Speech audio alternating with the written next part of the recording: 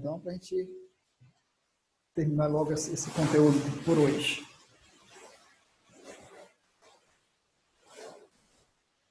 Boa tarde para todo mundo. Obrigado por participarem. Helena, fique à vontade para participar quando quiser, tá? Vamos começando por aqui. Bem-vindo, Dayan. Hoje é Química 2, professor. Química 2, continuamos Química 2, viu, Dayan, né? Continuamos com Química 2.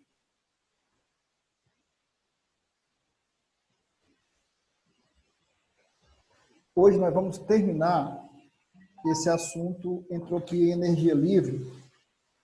Tivemos que fazer uma revisão, então pegamos uma aula a mais, mas importante, porque como estava muito resumido na apostila, a gente não tinha condição de trabalhar só com aquilo, não. Tive que fazer uma revisão.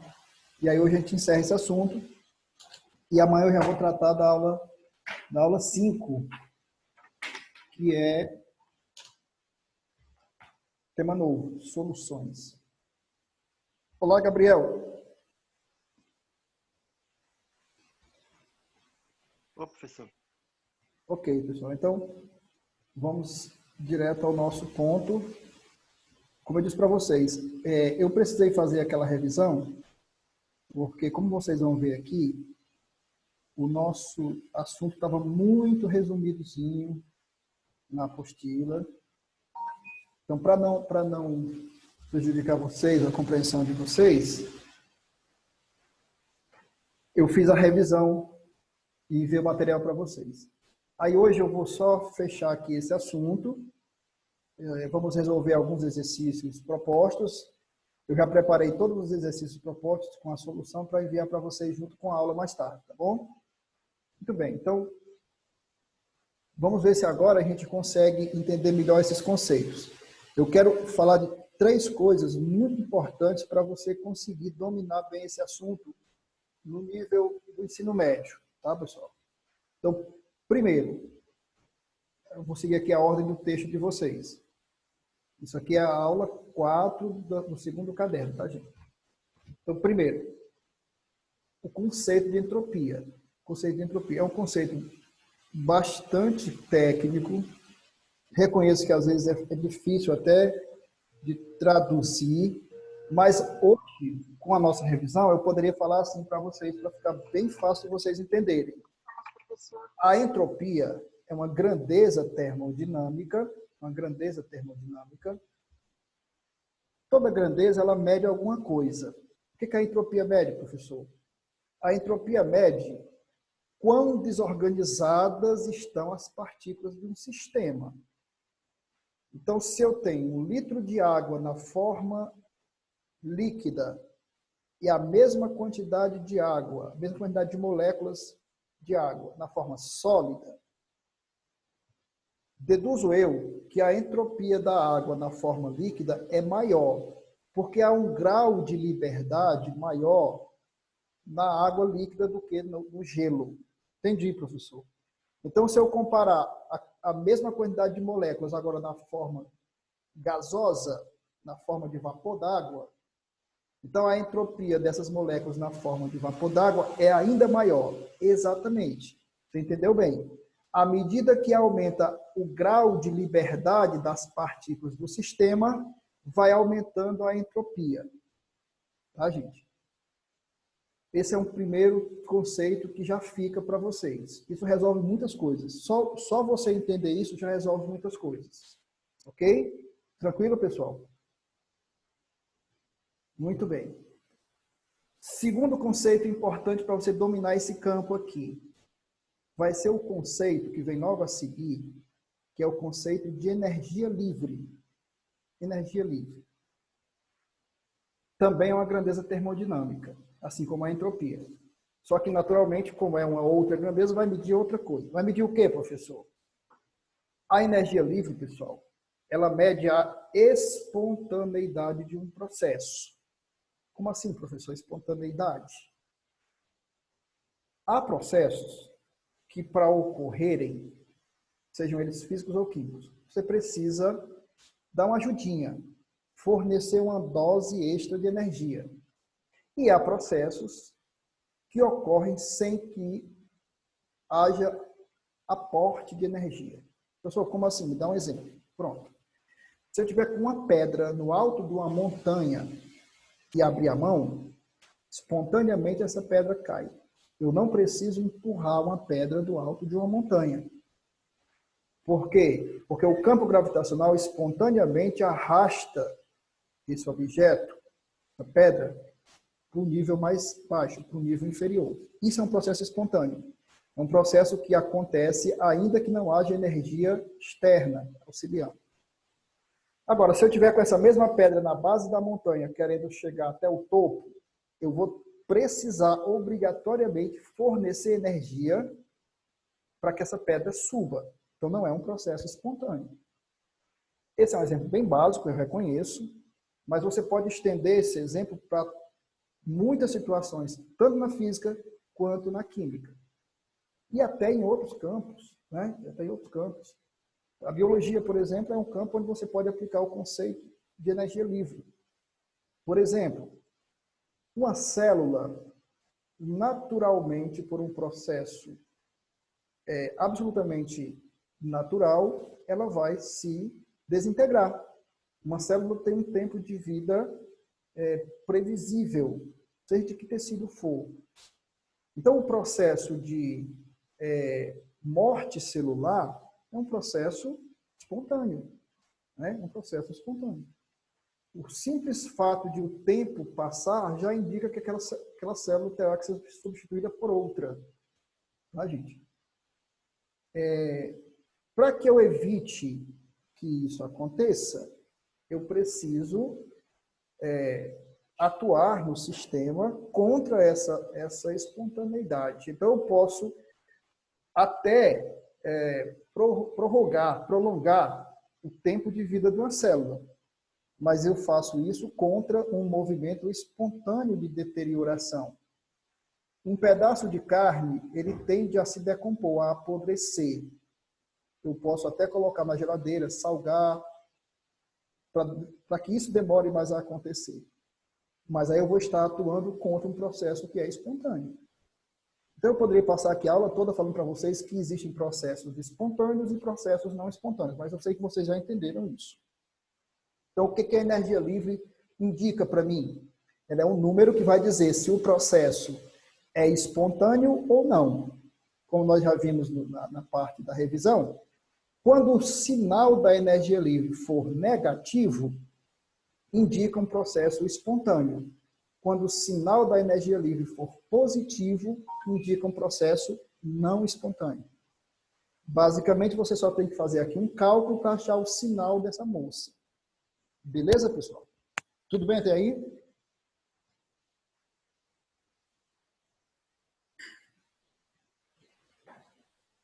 Maravilha. Professor, então eu já vi as duas grandezas fundamentais aqui, que são a entropia e a energia livre. O que falta para eu conseguir entender essa dinâmica, entender essa relação? Então, pessoal, o terceiro e último conceito que eu quero que vocês entendam aqui é o seguinte. Existe uma relação matemática, já viu, entropia e energia livre. Existe uma relação matemática entre essas duas grandezas. E é exatamente isso que eu quero mostrar para vocês agora. Vou mudar aqui só um pouquinho de tela para a gente ver isso aqui. Ok. Olha só. Aqui nós já percorremos essa estrada aqui. Nós já mostramos isso para vocês. Essa equação é a mãe de todos esses problemas. Vocês vão ver que na solução, eu estou sempre usando essa equação como referência.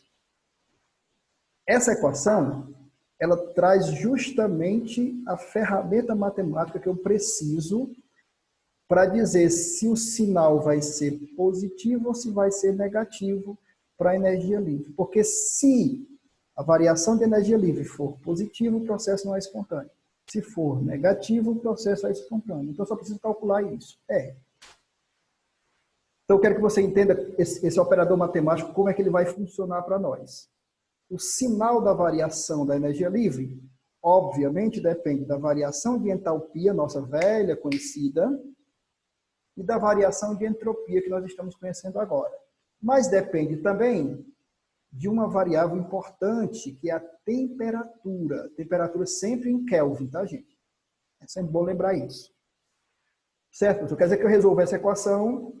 Normalmente os problemas vão trazer os valores de ΔH, T e ΔS, e aí eu, com o sinal de ΔG, mato a charada. Isso mesmo. Só quero te dar algumas dicas para você entender como é que funciona isso. Matematicamente, pessoal, olha só. Atenção. Toda vida que o ΔH for positivo e o ΔS for negativo, isso é uma imposição matemática. Isso aqui é um estudo matemático que eu fiz e já mandei para vocês dessa equação. Então, sempre, sem exceção, que ΔH for positivo e ΔS for negativo, o sinal de ΔG naquela equação vai ser positivo. Tá? Moral da história.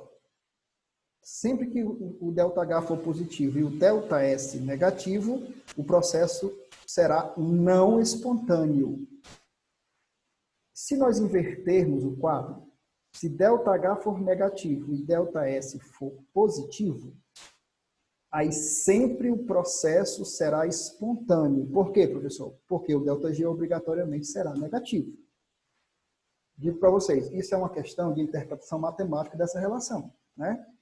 Se esse número for negativo e esse for positivo, o lado direito dessa equação sempre será negativo.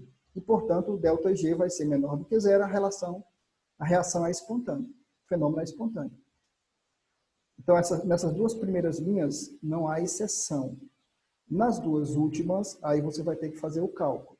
Se ambos os sinais de ΔH e de ΔS forem positivos, aí depende. Quando o segundo membro da equação, ΔH, for maior do que o terceiro membro, T∆S, o processo não será espontâneo. Caso contrário, será espontâneo. E, finalmente, a quarta linha da tabela. Quando ambos forem negativos, também vai depender da relação entre o segundo e o terceiro membros da equação. Quanto o ΔH for menor do que o produto T∆S, reação não espontânea. Quando o ΔH for maior que o produto T∆S, reação espontânea. Esse quadro resumo vai te apontar todas as possibilidades, tá, dentro dessa equação.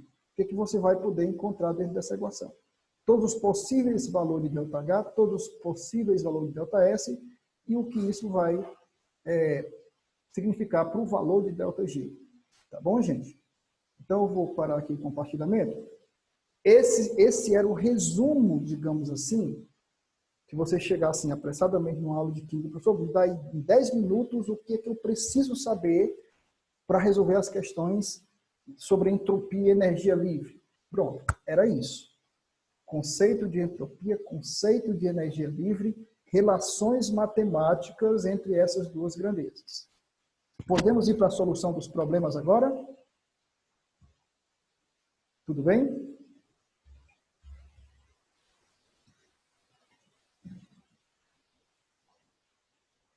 Alguém quer fazer alguma observação, alguma pergunta, com intervenção? Fiquem à vontade.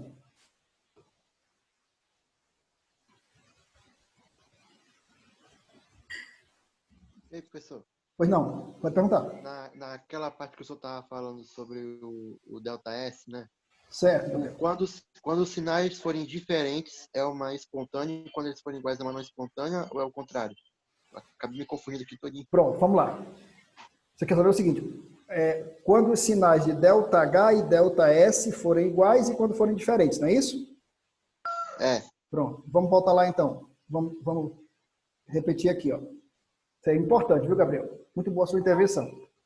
Quando forem diferentes, caso das duas primeiras linhas, aí eu digo assim, se for o ΔH que for positivo, você vê, Gabriel, que ele segue o sinal do ΔH. Quando os sinais são diferentes, depende do ΔH. Quando o ΔH é positivo, o ΔG sempre vai ser positivo também. E quando o ΔH for negativo, o ΔG sempre será negativo. Ou seja, a tendência aqui, nas duas primeiras linhas, quando ΔH e ΔS forem diferentes, é que o ΔG segue o ΔH. Tá certo? E aí você lembra, quando o ΔG for positivo, a reação não é espontânea. Quando o ΔG for negativo, a reação é espontânea. Então, para resumir, quando os sinais forem diferentes, você sempre vai se orientar pelo valor do ΔH. Ele vai determinar a espontaneidade. Ele vai determinar o valor de ΔG. E quando os sinais forem iguais, professor? Aí depende. Sendo os dois positivos, quando o fator ΔH da equação for maior do que o T ΔS, a reação não será espontânea. Quando o ΔH for menor que o T ΔS, a reação é espontânea. O ΔG é negativo. Então, a terceira e a quarta linha, elas são o inverso uma da outra. Elas são bem mais difíceis de lembrar porque tem aquela coisa, depende. Quando os dois forem positivos, depende. Quando os dois forem negativos, também depende. Depende do quê, professor? Depende da relação entre o ΔH e o fator T ΔS. Beleza? Fica melhor de lembrar quando forem diferentes, porque aí o ΔG sempre segue o sinal do ΔH. Quando os dois forem iguais, aí realmente tem que fazer a conta, viu, Gabriel?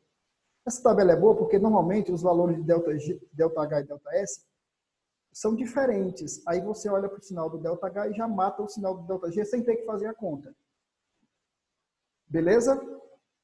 Esse é o macete. Quando forem diferentes, e aí a pergunta for assim, qual é o valor de ΔG? Você olha para o sinal do ΔH. Você nem precisa fazer a conta. Tá bom? Quando forem iguais, aí como tem aquela coisa, depende, aí você vai ter que fazer a conta. Ok, Gabriel? Ok. Ok, vamos fazer o seguinte então. Vamos fazer os exercícios, porque na hora dos exercícios é que as dúvidas realmente pulam do livro, né? Deixa eu voltar aqui para a tela anterior. Eu fiz o seguinte, pessoal. Eu peguei as 10 questões propostas, que as 5 questões de fixação, vocês lembram? Eu já tinha deixado resolvidas e comentadas no material. A menos que alguém queira que eu refaça alguma delas, que eu reveja, já fica aí para vocês. Já as questões propostas, eu fiz o seguinte. Eu fiz no material à parte.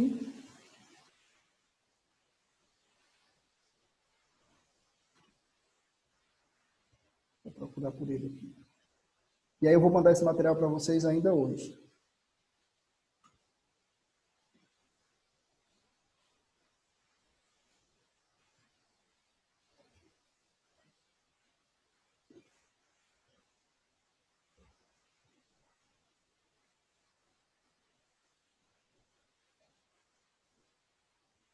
Esse material está aqui. Eu vou compartilhar com vocês.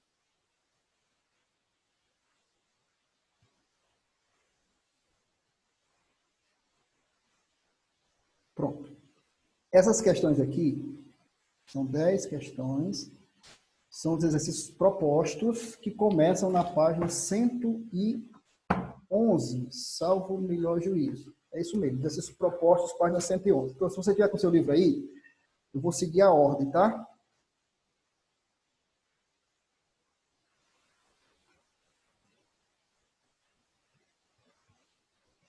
Tá muito pequenininha a letra aí, Gabriel? Dá para ver bem na tela? Ou eu preciso aumentar aqui? Depois é só falar aqui que eu aumento. Não. Eu estou com o livro.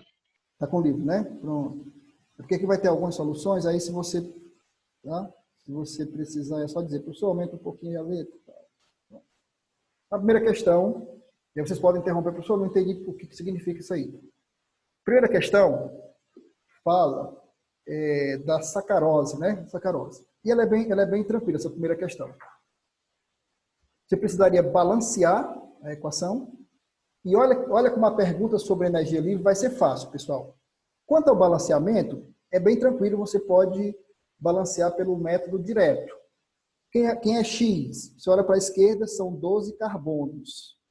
Olha para a direita, X só pode ser igual a 12. Quem é Y? Você olha para a esquerda, são 22 hidrogênios. Então, se você dividir 22 por 2, igual a 11. Y só pode ser igual a 11. Ou seja, como o carbono só aparece uma vez em cada lado da equação, e o hidrogênio também, eu recomendo o método direto, rápido, x igual a 12, y igual a 11. Só para a gente relembrar aquele assunto de balanceamento. E o ΔG? Olha aqui, ó, o ΔG é negativo. Olha o sinal do ΔG. Bom, se o ΔG é negativo, variação da energia livre negativa, você já matou a charada. O processo é espontâneo. Tá certo? O processo é espontâneo. Então, olha como é fácil. Ó. X é igual a 12, Y é igual a 11, e a reação é espontânea. Espontânea por quê? Espontânea porque o ΔG é menor do que zero, tá? Que é a condição para ser espontânea. Então, letra T de doido. Tudo bem, pessoal? Fácil, né?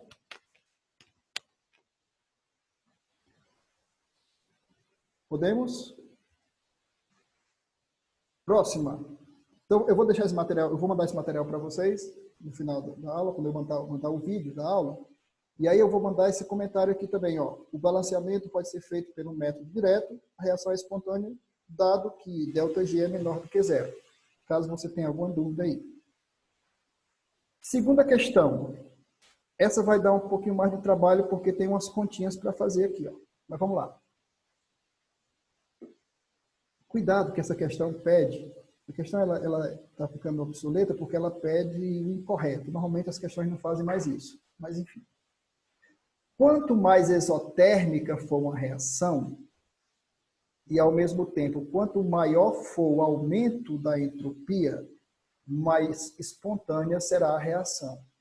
Pessoal, é exatamente aqui que nós vamos relembrar daquilo que nós aprendemos naquele quadro resumo.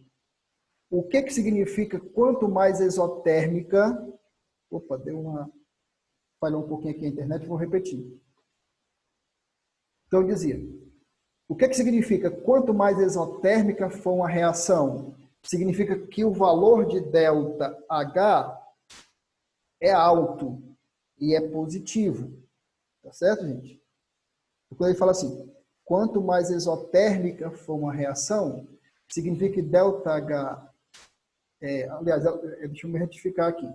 Exotérmica, ΔH negativo. A reação produz energia. ΔH negativo. E, ao mesmo tempo, quanto maior for o aumento de entropia, ΔS positivo. Então, gente, vamos lá. Vamos lá. Quando ΔH for negativo, quanto mais exotérmica for uma reação, mais negativo o ΔH. Vocês lembram disso? Quanto maior for o aumento de entropia, maior o valor de ΔS. Positivo. Aumento da entropia. ΔS maior do que zero. Quando ΔH for negativo e ΔS for positivo, ΔG segue qual dos sinais? Professor, o senhor disse que quando forem diferentes, eu me lembro do sinal do ΔH. Isso. Como o sinal do ΔH é negativo, o processo será espontâneo.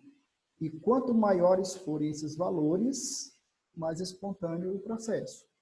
Porque quanto maior for o valor de ΔG, sendo ele negativo, mais espontâneo o processo.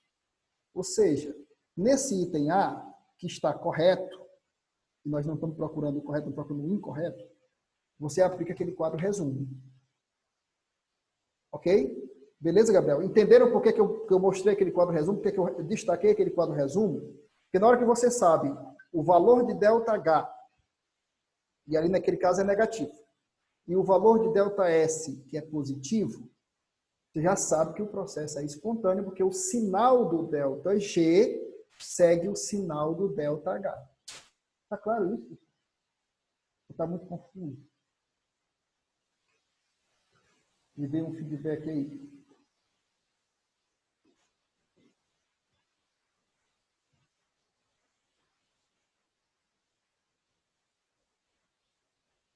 Maria Eduarda, manifeste-se. Oi, prof. Essa história de delta H, delta G, delta S é meio confusa, né? Fala sério. Eu não entendo nada. Nossa, Maria Eduarda. Ó, quem tiver confuso nessas coisas, pega de novo aquele material, reforça. Porque assim, gente, é esse processo mesmo. Não tem como a gente... Se eu tivesse ainda muito tempo para trabalhar com vocês, eu poderia começar do zero. Mas eu ainda fiz aquele resumo, Maria Eduarda, para ver se eu conseguia esclarecer essas coisas para vocês. Mas eu reconheço que isso é muito confuso, realmente. É muito confuso. Porque são coisas muito parecidas. E na mesma equação, você vê aqui, ó, aparecem 3 variáveis de uma vez só. Então, eu realmente compreendo, ó, que fica muito carregado para você que está só no ensino médio. Então, deixa eu só reforçar aqui o que eu acabei de falar. O sinal do ΔG depende dos sinais do ΔH e do ΔS. Fundamentalmente é isso.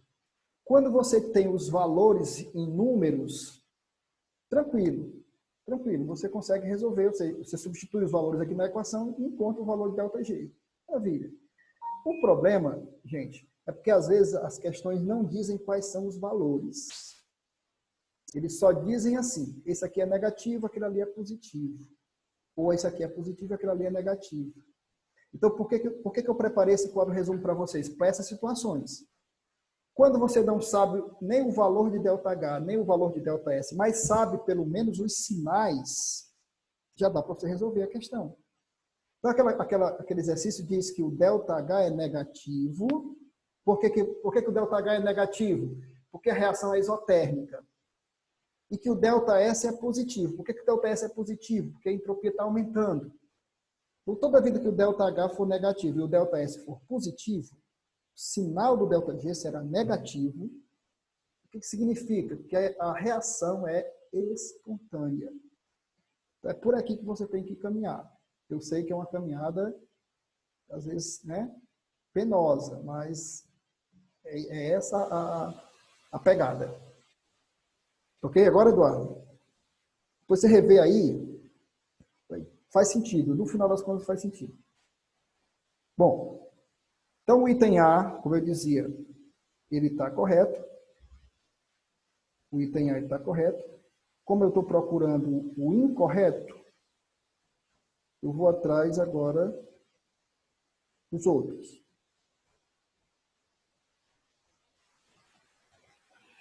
Ok. A letra B diz assim: a energia livre de Gibbs é uma grandeza termodinâmica cuja variação corresponde à máxima energia útil que é possível retirar de um sistema. Energia aproveitável. Então, gente, ó, palmas para a letra B. A letra B está correta. Ela não deve ser marcada. Essa definição aqui, se você quiser memorizar, é a definição melhor que existe para energia livre. O que é energia livre? Todo sistema, pessoal, seja físico, seja químico, seja biológico, todo sistema natural, possui energia sob várias denominações. Eu costumo comparar isso aqui com a economia porque eu acho fácil de entender. Se você é um investidor, tem muito dinheiro, investe o seu dinheiro no mercado financeiro, você diversifica a sua carteira de investimento, porque se você tiver prejuízo de um lado, pode ter ganho do outro. Então, o cara tem CDB, Tesouro Direto, poupança, ações negociadas na bolsa. Ele tem vários investimentos porque ele precisa ganhar de um lado se estiver perdendo do outro. Tudo bem. A natureza faz a mesma coisa. Ela guarda energia nas substâncias sob diversas formas. Uma dessas formas é a chamada energia livre. A energia, em último caso, ela vai se transformar em trabalho útil.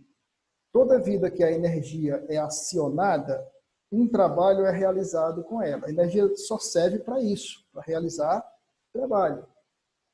Então, quanto mais energia livre um corpo, um sistema conseguir acumular, mais trabalho ele vai conseguir realizar. É o mesmo caso do dinheiro. Quanto mais dinheiro você tiver guardado ou investido, mais chance de você lucrar com isso. Então, a energia livre, ela mede o trabalho que um sistema pode realizar.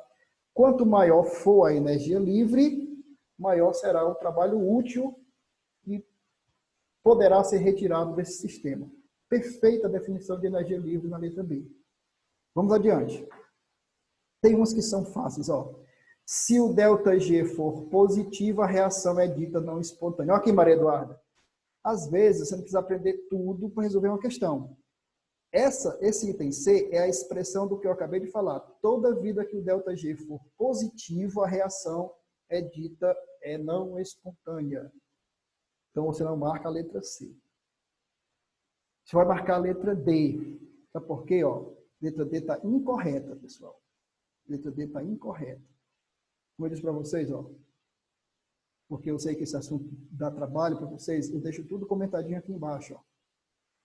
Para uma reação com ΔH igual a zero, diferente de zero, quanto mais próxima do equilíbrio, maior será a quantidade de trabalho disponível. Gente, muita calma nessa hora. Estar próxima do equilíbrio significa dizer o seguinte. Deixa eu voltar aqui para te mostrar.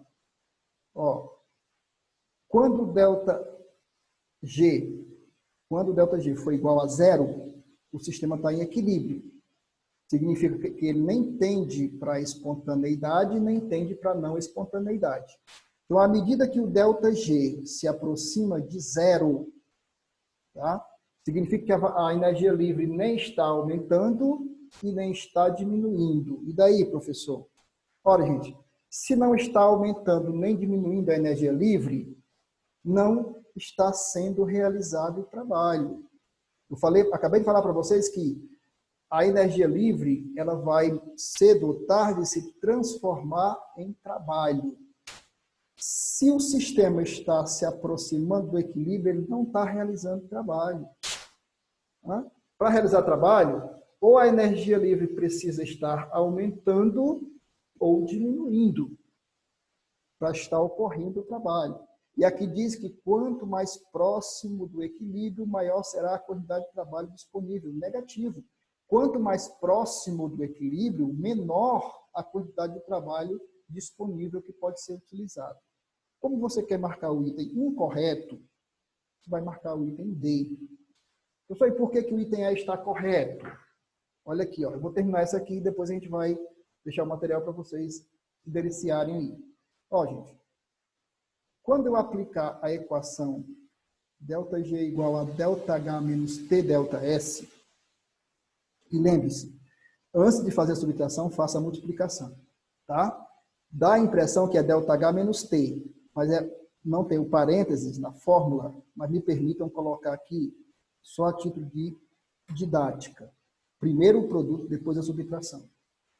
Então, esse é o tipo de questão mais fácil que você vai encontrar na vida. Porque ele vai dizer, ó, o valor de ΔH, 8,4 quilocalorias.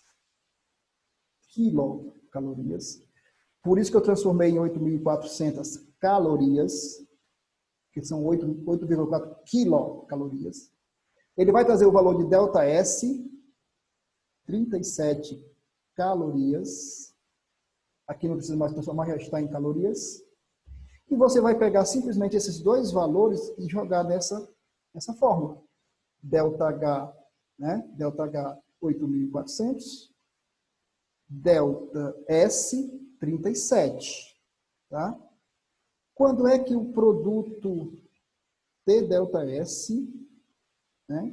menos TΔS mais ΔH, vai ser menor do que zero? Porque quando esse lado direito da equação, esse lado direito, for menor do que zero, porque ele é igual a ΔG, o processo será espontâneo. Você resolve essa inequação e descobre que o processo vai ser espontâneo a partir do momento que a temperatura atingir 46 graus Celsius.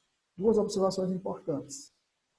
Quando você resolver essa inequação, você vai achar a resposta em Kelvin. Transforme para Celsius para comparar. Tá bom? Segunda observação importante. O processo, até chegar à temperatura de 46, ele não era espontâneo. Quando atinge 46, ele passa a ser espontâneo. Então, o mesmo processo pode ser espontâneo até determinada temperatura, ou a partir de determinada temperatura, e não é espontâneo até chegar àquela temperatura. Portanto, as perguntas geralmente vão ser assim. O processo tal será espontâneo a partir de qual temperatura? Significa dizer que em temperaturas inferiores, aquela ele não era espontâneo. Mas quando a temperatura atingir esse valor, no caso aqui 46, ele passa a ser espontâneo. Como o item E está correto, você não marca o item E. Tá bom? Você deixa o item E. Aqui apenas porque eu destaquei o cálculo, né? Mas a resposta correta está no item D. Atenção para o item E só porque tem uma conta e eu quero que você aprenda a fazer essa conta depois, trade.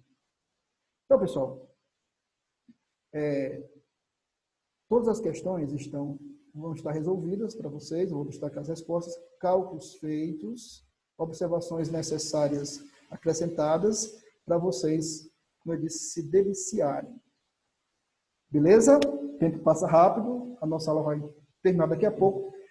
Fechamos o assunto entropia. Eu sei que é um assunto difícil. Reconheço demais, reconheço que demandaria não sei quantas aulas presenciais para a gente tirar a dúvida individualmente.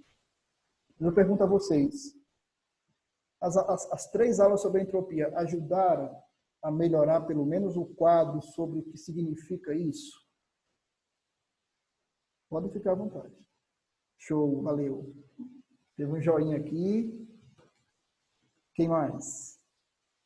Clarice, sim. Perfeito. Gabriel, tranquilo. Pessoal, por que eu fiz questão de parar nesse assunto 3 aulas? Pode até achar que, professor, já podia ter passado direto desse assunto. É porque esse assunto está caindo cada vez mais. E no fundo, no ensino médio, ele não é um assunto difícil. Outra coisa, eu olho para vocês e vejo alguns de vocês indo para alguma engenharia. Quando vocês chegarem no curso de engenharia, vocês vão encontrar esse assunto em praticamente todos os semestres de vocês. Termodinâmica 1, 2, 3, 4. Você vai passar o curso de engenharia todo fazendo termodinâmica. Então, para você sofrer menos, começa a estudar logo no ensino médio que eu te aconselho. Beleza? Show de bola? Então, amanhã, nós vamos começar a falar de soluções. A internet está doida para me boicotar hoje. Vou repetir. Amanhã nós vamos começar a falar de soluções, é a aula 5. Já podem dar uma olhada ali. Opa, Maria Eduarda voltou. Tá bom, pessoal? E aí a gente já vai adiante. Talvez amanhã mesmo a gente consiga concluir essa aula, porque já é uma aula de um assunto bem mais razoável. Mais fácil de entender. Perfeito. Alguma observação a mais? Então, quando eu mandar o vídeo da aula, junto com ele eu vou mandar o material, que são as 10 questões que nós começamos a corrigir, resolvidas. Resolvidas e comentadas, as questões propostas dessa aula de termodinâmica. E aí amanhã, se vocês tiverem tido alguma dúvida em alguma das questões, vocês podem perguntar, professor, aquela questão 7, eu não entendi bem porque o senhor fez daquele jeito e tal, porque aquela solução. Então, a gente tem um tempo